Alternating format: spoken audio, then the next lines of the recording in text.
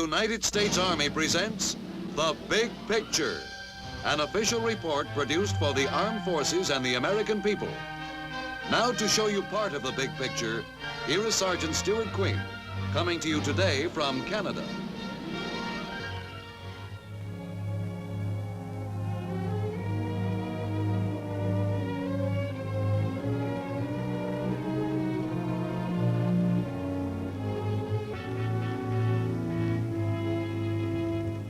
For more than 100 years, Canada and the United States have shared an undefended border.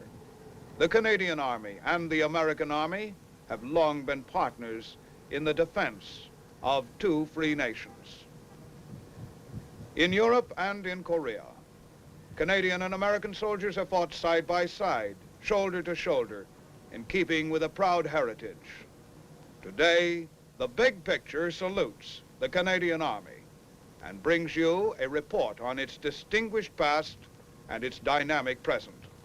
With me here at the historic Citadel Fortress at Quebec are two of Canada's soldiers, Regimental Sergeant Major McManus and Company Sergeant Major Dansereau.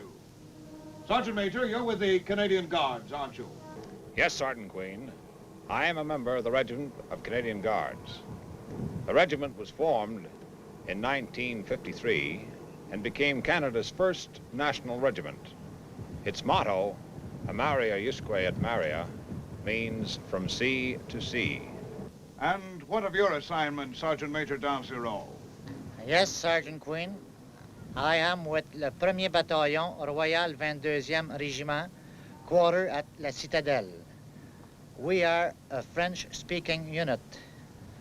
Most of our men are French descent and come from La Province de Quebec. I'm told that the Royal 22nd Regiment is frequently referred to as the Vandus. What's the story behind this? Yes, we are known as Vandus by the English-speaking people. They have difficulty to pronounce 22e Régiment. Now, come along and we watch the changing of the guard.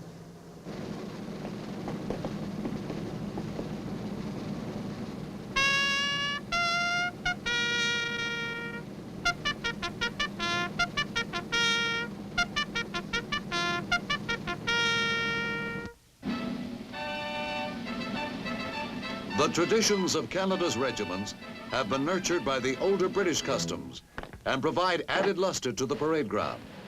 One of the most famous summer sights in Quebec City is the daily inspection and changing of the guard at the Citadel by the Royal 22nd Regiment.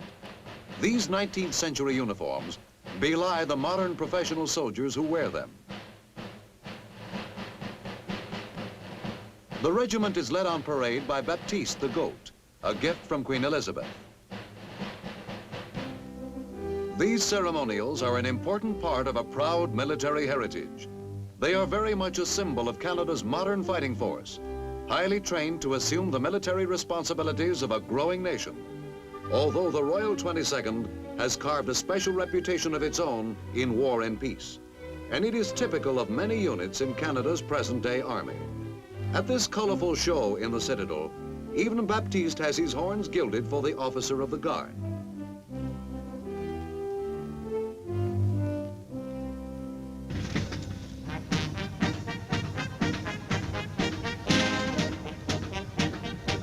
But Canada's Army man is only incidentally a ceremonial soldier.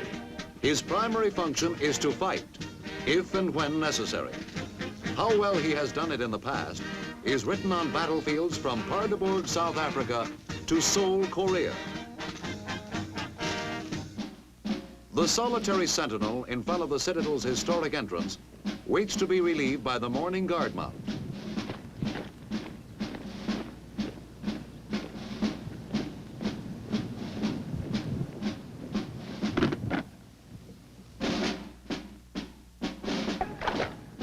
Here in the show window of the Army, the new sentry takes over his post, stiff and impassive, standing well over 6 feet tall in his great bearskin busby, embodying a tradition of duty as old as Canada.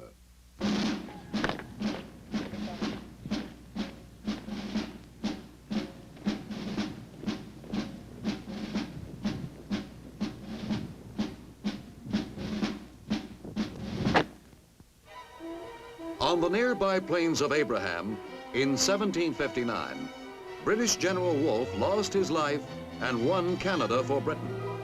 The English victory over General Montcalm's force marked the destiny of Canada as a British Commonwealth nation. French and English Canadians were united. And by 1885, when the Governor General's bodyguard crossed the ice of Lake Superior to help quell the Northwest Rebellion, Canada was fast becoming a nation. The Canadian Army received its baptism as the Indian lands in the West were settled. Although Canadians fought in South Africa's Boer War at the turn of the century, it was not until the outbreak of World War I in 1914 that Canada was called upon to put a large modern army into combat overseas. During these war years, many of Canada's finest regiments came into being. Some were raised and equipped with private funds. They learned how to soldier, and they went to France, to the tragedy and victory of a great and terrible war. Montsorel, the Somme, Amiens, Festubert, Ypres, Vimy Ridge.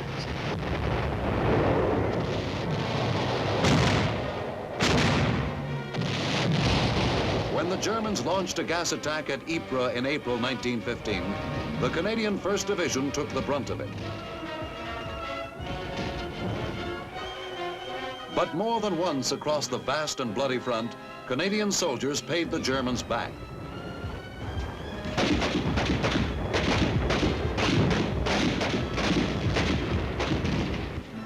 In 1918, the Canadian Army emerged from the mud of the French battlefields. The Black Watch of Canada alone was awarded 23 separate battle honors, and the Queen's Own Rifles 21. The Germans had been beaten, and Canada shared the sweet taste of victory. 4 years of struggle in a crucible of fire. The Canadian Army left 60,000 men behind when it returned from France. Today, a simple monument in Ottawa pays silent tribute to their memory and to the spirit they personify. 68 Canadian soldiers were awarded the Commonwealth's highest decoration, the Victoria Cross, upon which is inscribed with simple eloquence, "For Valor."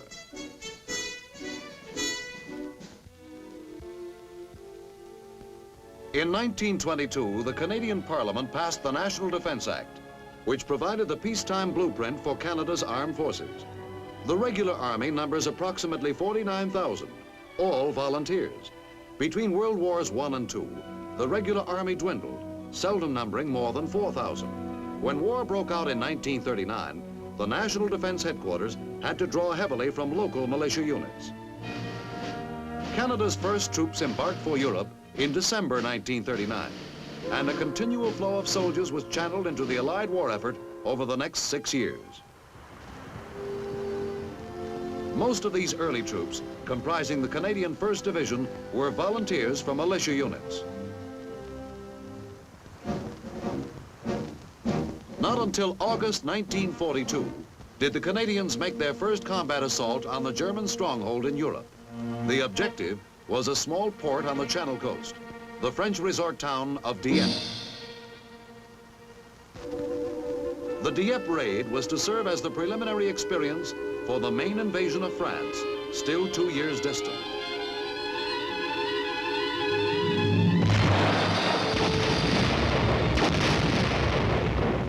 Although the raid itself was a tactical failure, Dieppe proved that the new Canadian Army could fight as well as that of 1918. Few of the combat objectives were realized on the beach, but the many lessons learned by the Allies paid off in future amphibious operations. Of the 4,900 Canadians who went in on the Dieppe beach, less than half returned to England. At Buckingham Palace, many of those who came back were honored by the King and watched in silent admiration by the English crowd. The Canadian heroes of Dieppe represented all ranks and a cross-section of units from the Army. They represented, too, a cross-section of Canada. The courage and the fighting skill they demonstrated was not simply the Army's story. It belonged to the nation. Christmas of 1943 found many Canadians celebrating in the picturesque Italian village of Ortona.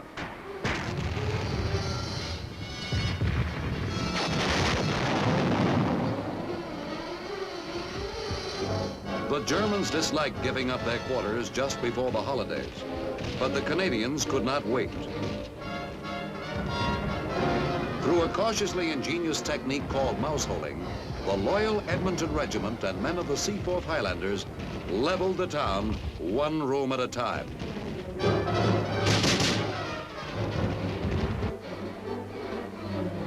By the end of the Italian campaign, nearly 100,000 Canadian soldiers had seen service in Italy.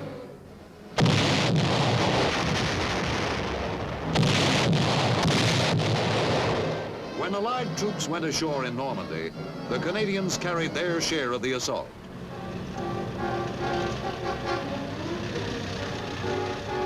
The drive inland was tough and subject to repeated German counterattacks. In a great pincer movement during August 1944, Canadians, British, and Americans effectively sealed off and cut down a formidable German force deployed in the Falaise area.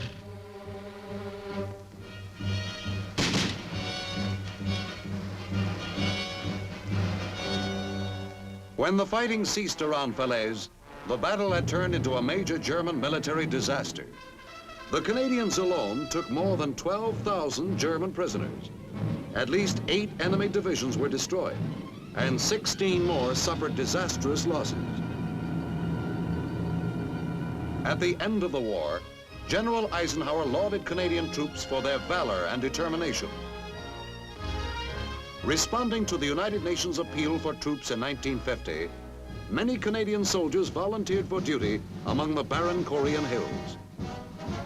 Fighting side by side with American and other UN soldiers against the North Korean communists, the Canadians brought a matter-of-fact military professionalism to their work, which was a model for all. These men knew their jobs. They remembered the reputation their fathers had made at the Somme and Vimy Ridge. They remembered Dieppe and Ortona and the Falaise Pocket.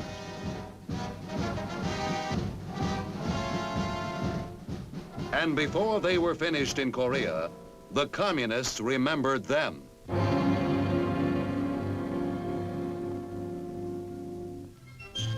The 1st Commonwealth Division provided recreational facilities, such as they were. For the hard-fighting Canadians, the chance to relax over a glass of ale was always welcome. The Canadian Army has maintained a brigade group in West Germany since 1951 as part of Canada's NATO obligation. Headquarters is near Zost, handy to terrain well suited for the constant training activities carried on by the formation.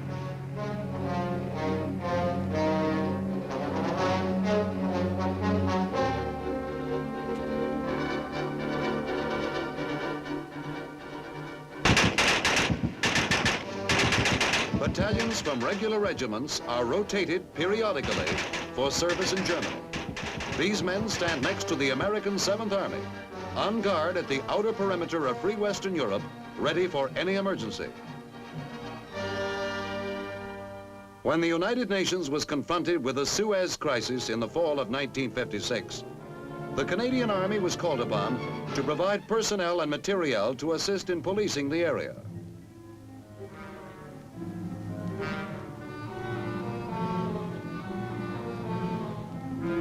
Serving under the UN flag, Canadian units helped bring about a successful prisoner exchange between Egyptian and Israeli forces. In the troubled Middle East, Canadian soldiers still represent the interests of peace.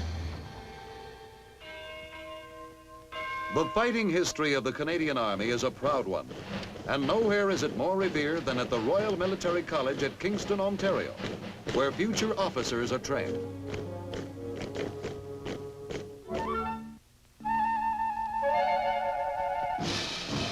At a modern army camp near London, Ontario, the oldest regiment in the Canadian Regular Army makes its headquarters.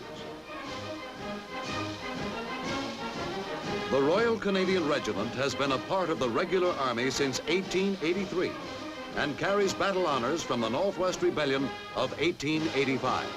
Today, the regiment continues in a state of combat readiness, providing highly trained men for duty anywhere Canada requires them. Already, members of the regiment have had experience as international policemen and as UN observers. The unit has also served with NATO forces in Germany. These fellows comprise a special group of soldiers called pioneers. Similar to our Army engineers, the axe, the apron, and the beard reflect time-honored tradition when the men parade. Every Canadian soldier learns the basic tools and techniques of his profession early in his career. Famous for their precision on the parade ground, members of the Royal Canadian Regiment polish their drill under the guidance of experts. The Sergeant Major's pacing stick marks the step, and his experienced hand times the slow march. The same serious attention which these men bring to their close order drill is carried over into all phases of their work.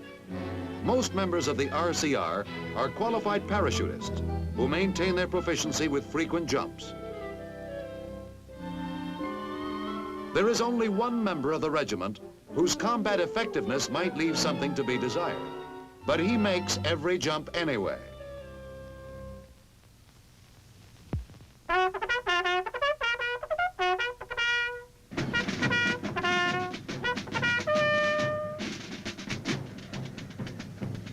Canadian regiments display their colors in a solemn and moving ceremony. At Edmonton, the 2nd Battalion of the famous Princess Patricia's Canadian Light Infantry troops the color. Sir, guards formed up as ordered. 431 other ranks on parade. Guards reported present. Sir.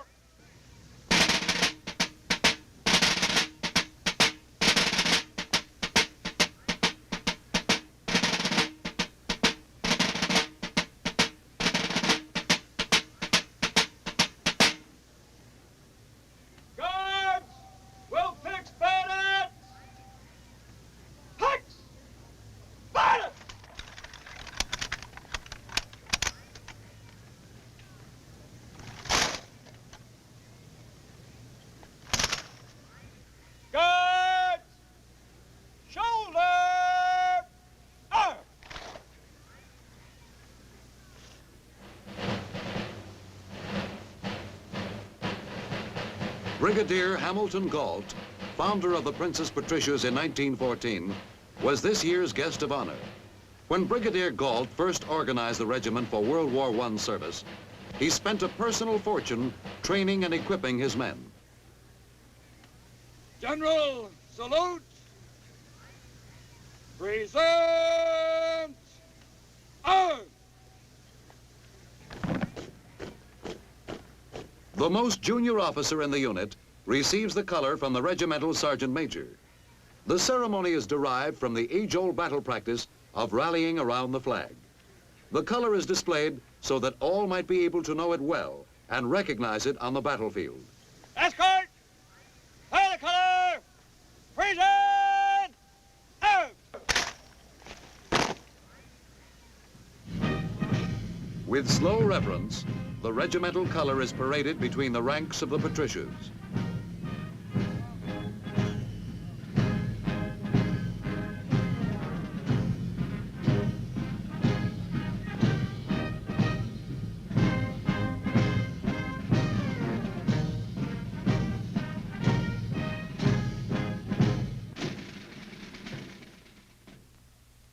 Guards will march fast in slow and quick time.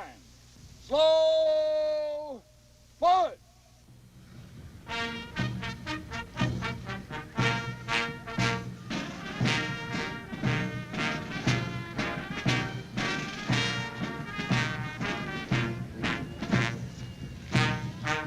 The Patricias wear their honors proudly. Among their most prized regimental decorations is a United States Presidential Unit Citation awarded to the 2nd Battalion for its gallant fight at Kapyong, Korea in 1951. Since the end of World War II, the Canadian Army has maintained a mobile striking force specially trained for continental Arctic defense. In early post-war operations, such as Sweetbriar, United States forces participated in joint maneuvers with these Canadian snow fighters. Such forces may someday be needed to protect our Arctic radar warning centers from enemy attack over the North Pole. Defense of this dew line is one of the many cooperative responsibilities of American and Canadian troops.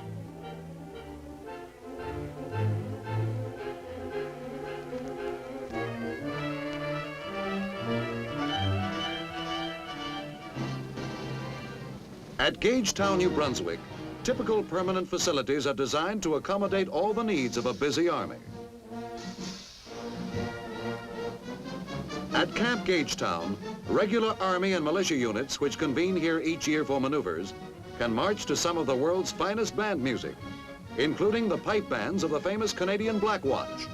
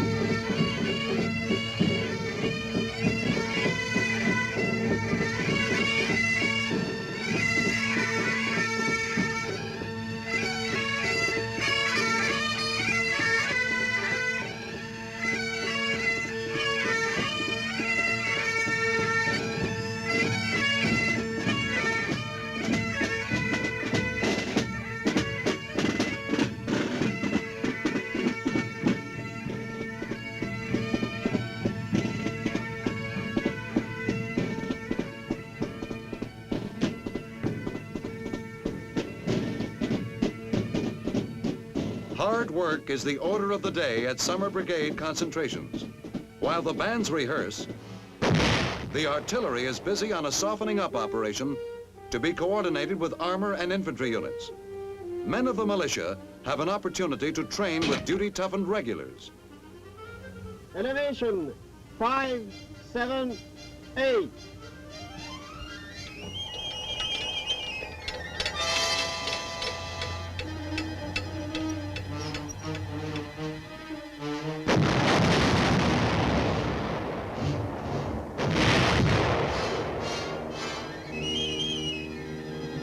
The Armored Corps, too, gets a chance to show what it can do. Saddle action, traverse right. Steady, on. 800, tank, fire!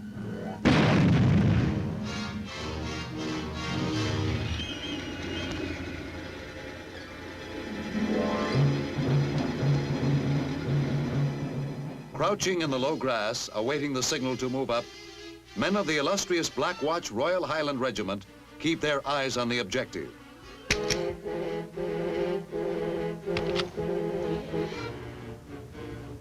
Hello 1, hello 1. Enemy section in farm. I'm taking them out. Over.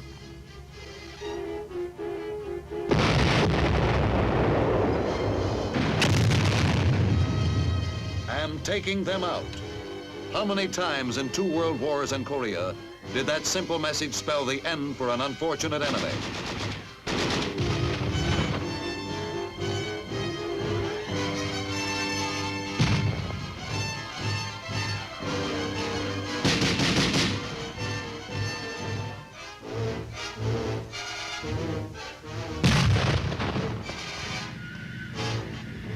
Hello, all station 6-3, exercise ceasefire. I say again, exercise ceasefire. When President Eisenhower spoke before the Canadian Parliament on his recent visit, his words underscored the role of the Army in Canadian-American cooperation. We stand together at a pivotal point in history. All that we Canadians and Americans and those who went before us have built, all that we believe in, is challenged as it has never been challenged before. The new horizons of competition range from the polar areas and extend to the infinity of outer space.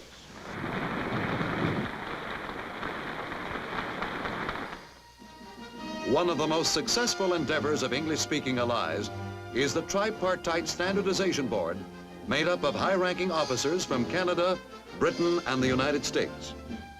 Ideas are exchanged and new weapons evaluated by these men working in Washington, Ottawa, and London.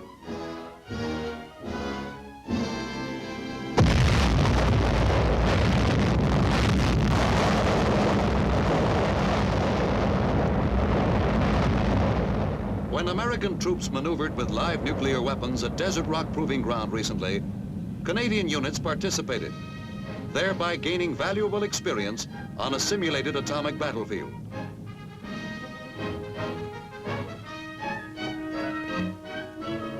Far from the nuclear testing ground, retreat ends the day for the garrison at Quebec.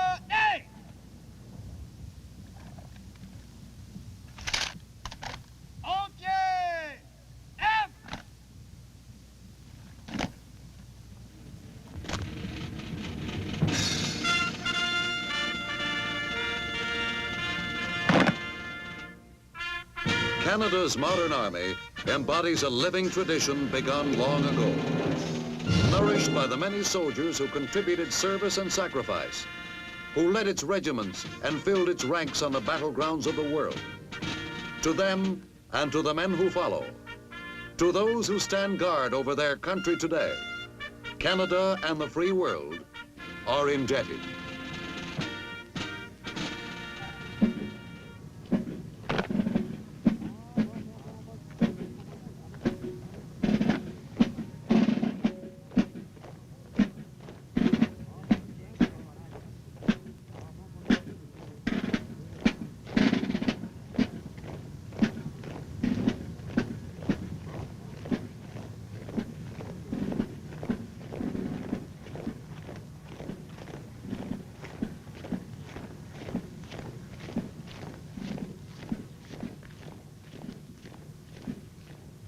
Proud of its past, dedicated to a vital role in its country's future, the Canadian Army stands beside our own, serving the common purpose of free nations everywhere.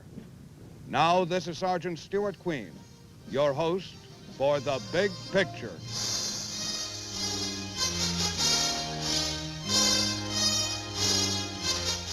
The Big Picture is an official report for the armed forces and the American people. Produced by the Army Pictorial Center.